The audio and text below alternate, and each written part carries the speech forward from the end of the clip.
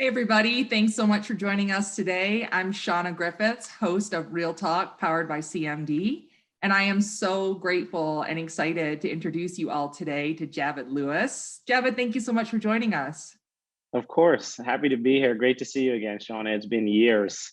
Um, well, we're connected virtually, but it's been years since I feel like we're in the same room together. Absolutely, me too. I told you I've been kind of gently stalking yet admiring your career from afar for years. And so congratulations on everything, your incredible evolution and your most recent role, your senior brand strategist at Twitter Next, right? Did I hit it right? That's right. Yes. Thank you very much. I just started. This is the first day of week 3 for me. Wow. I'm Yeah. sure wowing them already.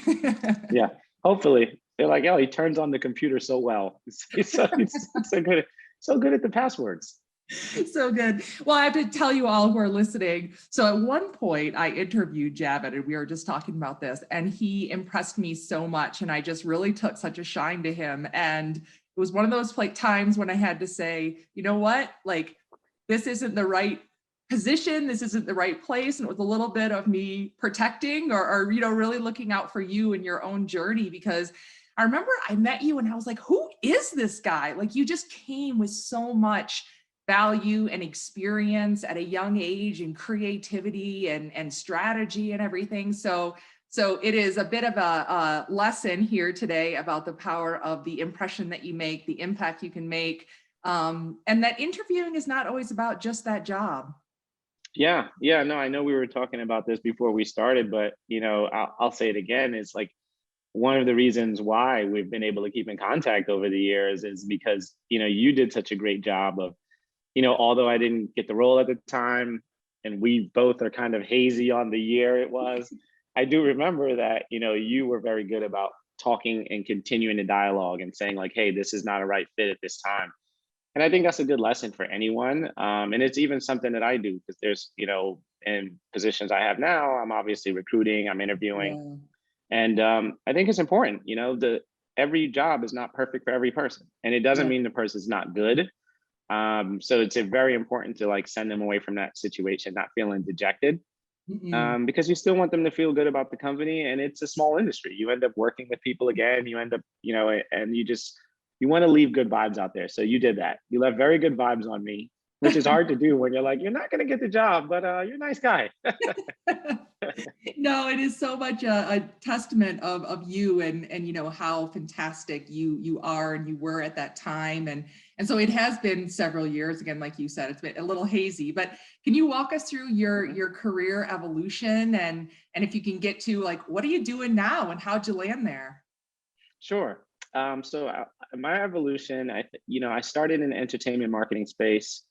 Started at a firm named Translation, which at the time was it was co-owned by Jay-Z and another guy named Steve Stout, who was sort of, one of the leading entertainment marketers at the time and connecting brands with consumers from Gwen Stefani and Hewlett Packard to Jay-Z and 50 Cent and Reebok and all of those things. So that's something that's really common now. At the time, it was like new, and it was like, well, how do we get quantify the value of Jay-Z? Like, is he really big? Like, this was before, like you think now these people are, global celebrities, whether it's Gwen Yeah. Stefani, Pharrell. Now it's a no-brainer, right? Any brand would say, oh yeah, Pharrell, sure. Like, put these shoes on Pharrell and they will sell. But at the Yeah. time there had never been an entertainer who had a basketball shoe because we thought Wow. basketball players needed to advertise basketball shoes. So it was a new concept.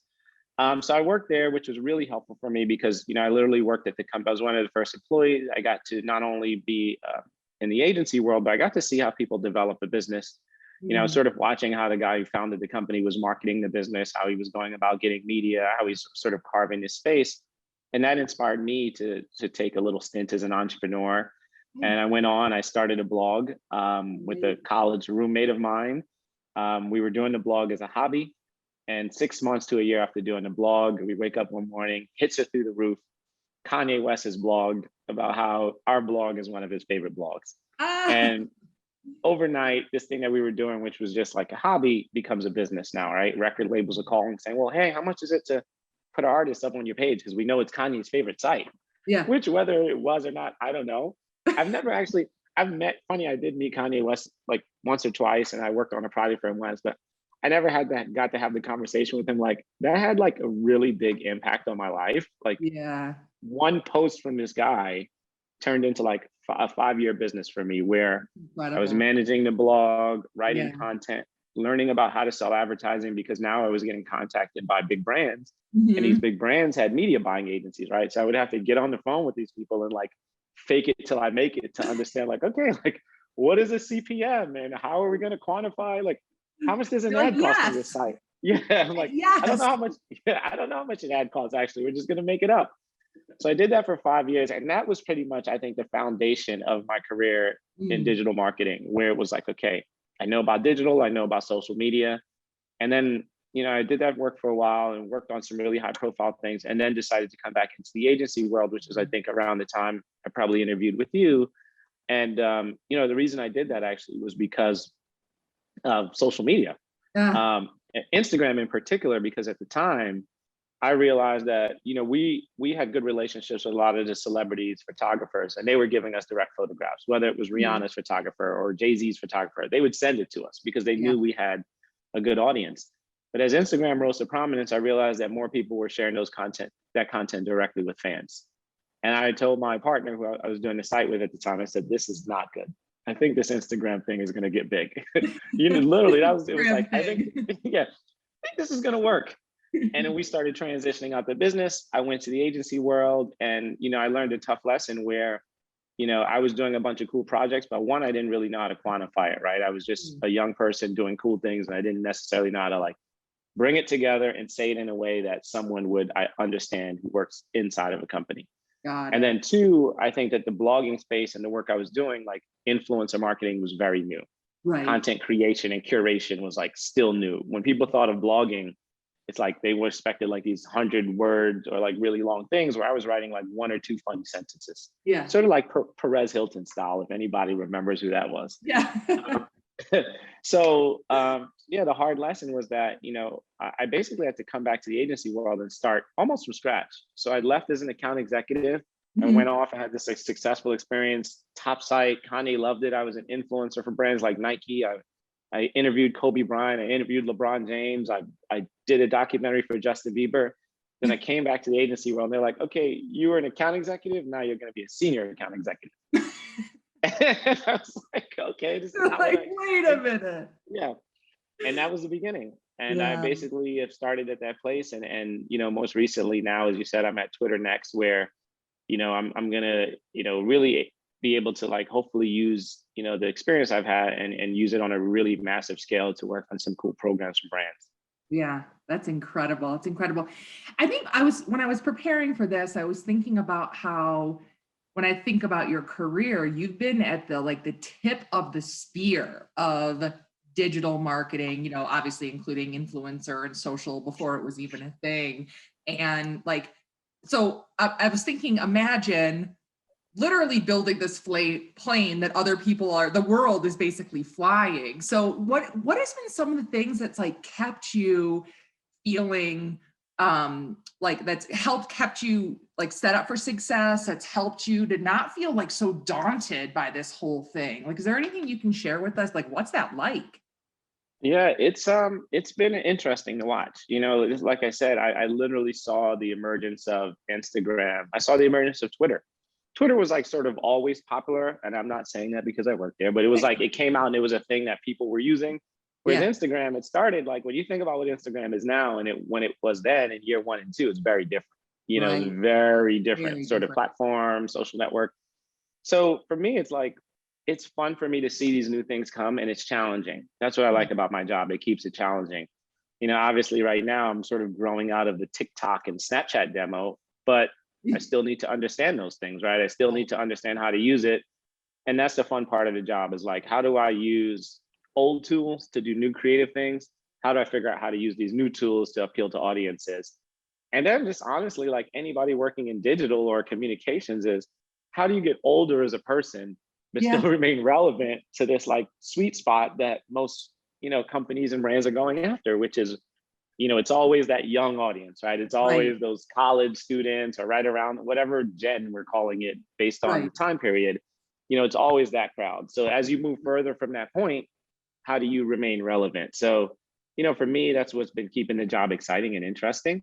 But to your point, yeah, being at the tip, there's pluses and minuses because, you are, I'm going into organizations and trying to explain to them sometimes things that are like just happening, and you and I may know they're happening, or people paying close attention, like, oh yeah, this is a thing. And you bring that into a business setting and people are like, I don't know about this TikTok thing. It may Yeah. not catch on or whatever that is, right? And then you sort of have to make the business case, which is the challenging part of the job of why you should do these things. Yeah. It's so interesting because so a lot of times as I'm talking to different brands, it's so interesting that a lot of times people will assume that everybody is so up on these platforms. And then you'll go to a brand and they're, something that may seem old, as in like it's been around for a while, people are still catching on. So, I think it's an interesting thing as a marketer in the space you can't just assume that every single brand is up on the latest and wants to do the latest.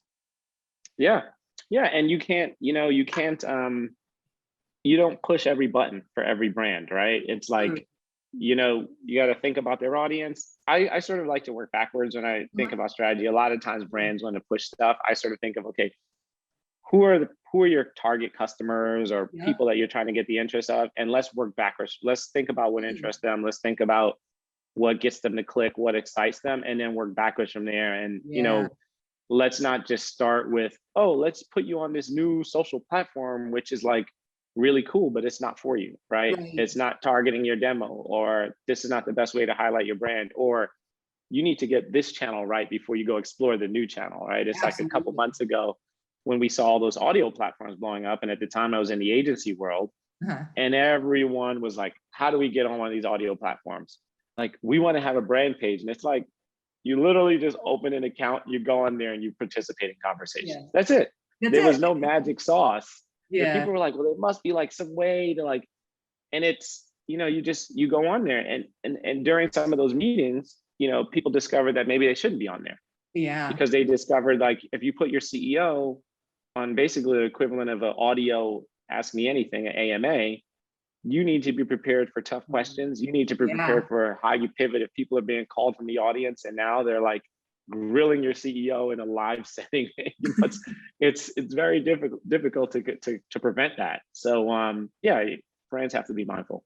Yeah, absolutely. I've got a question for you. I've been hearing a lot for a while now that influencers are on the way out. Yet I see influencers continue to blow up. And I think that, there's been a definite transition from like your huge influencers to micro and nanos and things. But like, what's your thought about the influencer space?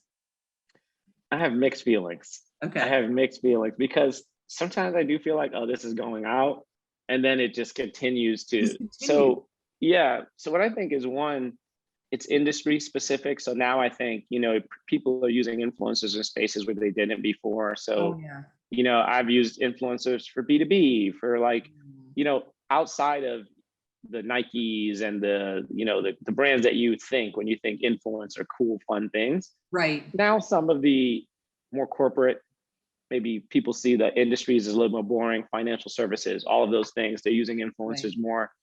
Back in the day, I did some work for a financial services company who was trying to roll out an agency-wide influencer program. And, the things they were doing is like, how do we bring influencers here to tell them about our new products and services and tell them that we're coming out with new checking accounts? Stuff like that may not be interesting to like, that's not something you post on Instagram, but how do you bring people together, have them have an experience, and then create content, whether that content lives on LinkedIn, whether it lives as a blog, et cetera. So I think the influencer thing will continue to go on. What I think is going to happen though is, and it's happening already, there's been all these articles out now about shifting from like the attention economy to more of the creator economy, which is essentially the thought, like, it's not really about having 1 million followers. It's really about having 100,000 followers that you have really deep engagement with. Right. So you can monetize that audience in a lot of different ways. And I think from the influencer perspective, that's how they'll begin to look at it. So it's like, as opposed to me trying to get 1 million followers, and now I'm like chasing brands and saying, can I get, $10,000 for an Instagram post? And you're getting hits here and there. How do I get, there's 100,000 followers and maybe there's something they subscribe to. Maybe 100,000 people are paying me $3 a month to subscribe to my newsletter. or maybe, OnlyFans as a popular digital platform kind of has a interesting reputation, but like it's a place where models and such are going to sell their content directly. So where they might have been doing like swimsuit calendars or whatever back in the days, now they're producing that content directly for their fans. Or where they were posting it on, Instagram or something like that. Now they're selling that content to their fans. So I really think that that's where the space is going to go. Right. From the influencer perspective. And then brands will have to figure out ways to get themselves into that conversation, right? Like, how do you empower an influencer to make money, essentially, right? Mhm. How do you empower an influencer outside of you just paying them? How do you Right. give them more visibility? How do you elevate them? How are you amplifying their content? So when they work Yeah. with you, the benefit is not just, oh, I got $5,000, but the benefit is also like, oh, I got really deep engagement with this audience, and now I have, you know, 50,000 people who aren't following me before who want to hear my content. So now I'll be able to monetize that. And I think the influencers will respect the brands who are able to help them do that. Got it. It's so helpful. I think, not to be cheesy, but the evolution is really what it is, right? It's not like, I don't Yeah. think these things are going away per se. I think they're here to stay, but they'll continue to evolve. And and then just as you were talking, I just kept thinking about like the relevancy and the authenticity is just Oh so yeah. critical as it as it continues. Yeah. No one believes anything now, right? You see, Yeah. like back in the day, if you saw someone with 10 million followers post something, you're like, that's amazing. And you're going to click and a lot of people are going to buy. Now Yeah. you see that and you're like, okay, they advertise like flat tummy tea the day before, they advertise this, they advertise that. I don't believe this. You probably But would be more likely to believe if I posted something and I had like 1,500 followers and I was like, right. this is the best whatever. They're like, wow, Javid is really passionate about this. Yeah. And then person with 1 million followers does it and you're like, whatever, they were probably paid to say that. So Yeah. I think the model is definitely, we're watching the model change from this idea of like a lot of followers to like really targeted and the right amount of followers. Yeah, absolutely. Absolutely. So, I mean, so we've been talking about like the fun stuff, right? The Nikes, Mhm. the Instagram for the fun engagement and stuff. But there's the other side of it that must have been wild to be a part of, especially in these last couple of years. And the political landscape, the COVID landscape, the resurgence of BLM, especially as a young Black man, and to be in the seat where you're guiding people and brands through such I guess like charged and powerful times. What's that been like? And what are some of the things that you really have taken from, and they're still going on, right? So Mhm. what's that like? It was interesting. So around March, Hmm. funny enough, before everything happened, I actually met with an organization, forgetting their name now, Institute for I'll botch their name, but essentially what they did was a nonprofit organization which basically helped influencers of color, Oh, because there were all of these situations where people's likenesses were being repurposed. There was a popular case with a woman, and I think there was a doll company who sort of created a doll. She thought it looked like her. The okay. CEO actually ended up tweeting something which was like not a good idea. What he tweeted, it was like, it Yeah. wasn't like we're sorry this happened. It was like Yeah. very defensive, and Oh, this, it was that. yeah. So this nonprofit had been formed, and they came to us and they were like, "Hey, we need help just getting awareness out there that what we're doing." So I'd started speaking to a woman there, and it brought I knew these things were happening. I mean, I was an influencer myself. I must say, like, I didn't experience it in that same type of way because I was really early on in influencer. Right. So I Hmm. was never in a situation where I was like, "Hey, am I getting paid as much as like a white counterpart or Oh, something like right. that?" I never had that exact situation, but so anyway, I was learning about all these things, and then March happened, and then George Floyd happened. Yeah. Um, so being in an agency world at the time, one, clients were like, "What do we do? We got to stop posting. We don't know what to say." Yeah. So one, immediate need for social listening. So what I Uh, did at the time was, I worked with the president of our company, who was very good about like, what can we do here? How do we, mhm. obviously we care, but this is a business at the end of the day. Like, how do we service our clients? Right. I'm like, well, social listening. So we went out and we bought the most expensive social listening platform that money could buy, which was something I'd used before at another agency. And now we were able to offer clients, hey, we're not just going to tell you like, oh, here's what's happening people are mad at you today. We're going to take that and then we're going to filter that through the lens of social strategy. And we're going to say, we're going to give you a strategy. We're going to say, well, listen, people care about this, but there's also a bubbling conversation about this other thing. So that became a large part of my job. That was the first thing. Social listening, the need for it. I saw a big spike in like that. It was like just that type of business. Clients hiring us, just saying, we don't want you to write posts for us. We just want you to use your expensive tool, and we want you to dig into conversations. We want you to tell us how people are feeling. We want you to tell us what people are saying about us, what they're saying about others in our industry. And we want to just try to avoid any possible landmine because we got to be so careful of what to say. Yeah. So that was step one. And then step two is, as we got to the moment where everyone did their black square and all those things, it was, helping consult clients on like, okay, we're going to post our black square. How do we make sure we land this right? And then you start the conversation of, well, have you done any diversity things? Do you have a diverse staff? Do you have, so we started having those, which is the most important thing, right? You roll out these big programs, and then the people who are working in the company are like, hey, we're not actually happy here. It's like, so that became a thing. And then we actually, I partnered with another guy who right around, I guess, late summer was hired at DKC, which where I was at the time. Reggie Gantz was a great, he had the same amount of experience I had, but he was on the PR side. And he was another Black guy. And, he came and I sort of told him, I was like, hey, here's what I've been thinking about, but honestly didn't really have anyone to partner with me on it. Cause I knew I could handle the digital side, but I knew there was two more pieces. One, there was like, okay, press and like that thing. And then I knew there was also internal. So what I ended up doing was partnering with another guy who was at our agency, who was brought in to be our head of DE&I. Oh, okay. So now what we were able to do is we were able to have that person who had the experience and who could help them get their house in order. Got it. So he was able to bring in consultants because we realized like, I can't just help you do this really cool digital campaign. And then someone does some digging and they're like, you have no one of color who works at your entire company.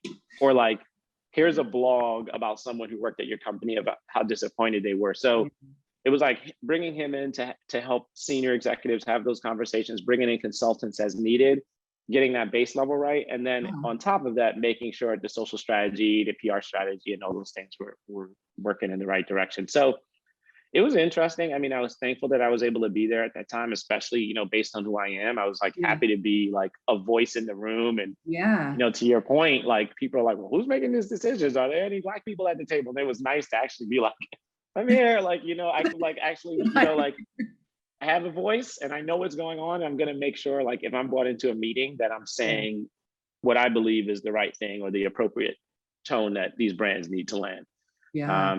So it was nice. It was nice to build that car while I was driving it. Yeah, it's amazing. I think like, with impact in mind, I mean, you're literally working on some of the biggest brands, really counseling them. And I'm grateful that a person like you with as much as awareness as you have, and also a bit of meeting people with grace. I'm sure there's people that, are trying to put up their black, square and everything and be so far behind. And so I'm grateful, when I see leaders like you who are in this space making things happen, but also being a part of that impact, the evolution of the world around us, right? Because like we've only got one shot in this life, and so I think making an impact, is just so critical. And really that's one of the reasons why I wanted you to come here today. And, so it's just to be able to have you here and share your perspective. And so before I let you go, would love, and you can pick your choice. So of either what are you seeing that brands and people should do more or less of,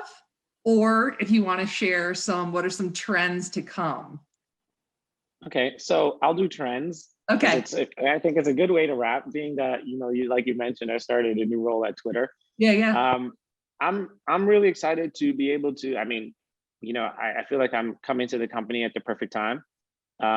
Twitter Blue is obviously rolling out. There'll be like this premium subscription service for Twitter, which is, that's out there in the media. Spaces obviously is like, how does Spaces get cooler? How are we taking like this whole audio moment? And I think that was the one even again, before I got to the company, as I was looking when Twitter came out with Spaces, I'm like, oh, this is really smart because now brands can use this existing audience they have. Because that's one of the, we didn't talk about it, but one of the toughest things about social media is you help people build up this audience, and then something new comes out, they got to go start fresh and build up an audience there. So how great is it to be able to take part in the trend at a place where you've already built in that audience? So those are things I'm excited about. I want to see, you know, how I can, you know, those two products in particular, and others I'm sure will be rolled out in the upcoming months as I'm at the company, and figuring out how I can use those in creative ways for clients. So that's really, you know, what's exciting me now. I think also just outside of the pure work stuff for me, you know, like we mentioned, you know, the brands, the stuff that brands are doing, any of their cause related initiatives, right? I think of the Memorial Day post. How do they go beyond just the flag? And that says Happy Memorial Day, exclamation point. Like, I was like, I can't do that. Yeah. It's like, that's the most simple example that everyone knows. Or it's like Happy Thanksgiving, and it's like a picture of a turkey. Turkey bird. Yeah. So it's like, you know, how do you, maybe Thanksgiving is not the right moment, but like, how are brands able to like do things that are more meaningful? Because I think now the Happy Memorial Day post gets no engagement, right? It gets no likes. No one says anything. It's like, okay, we know you did that because you're a brand and you feel like you have to, but like, is there something else? Is there someone else? Is there a veteran? Is there some veterans association where you're like, hey, this, to celebrate Memorial Day, we're going to dedicate our account to this veterans association, or we're going to let them take it over for the day and post about people. You know, like, that's what I'm excited about too, is like, now that brands realize that, okay, this is something we really need to take seriously, how are they going to now use the power that they have to sort of elevate, you know, different communities and voices? Yeah, absolutely. Well, that is a great way to wrap, but I am reserving the right to come back for part 2 of this when you've been there for more than 3 weeks, and we can get a bit more about what you all are up to. As soon as I figure out what I'm doing, I'll be happy to share. That's amazing. Well, thank you so much, Javid. Great to have you, and thanks for your continued friendship. Thank you. Of course. Happy to be here. Bye.